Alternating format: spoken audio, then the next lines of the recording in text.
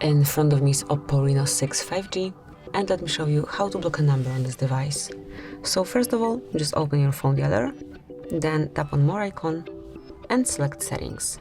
Here, click on Block Numbers, and now you can either block all unknown colors by tapping on this first tab, which is Unknown, and then you can turn it off the same way, or then you can add some particular number to your blacklist by tapping on Add a Number.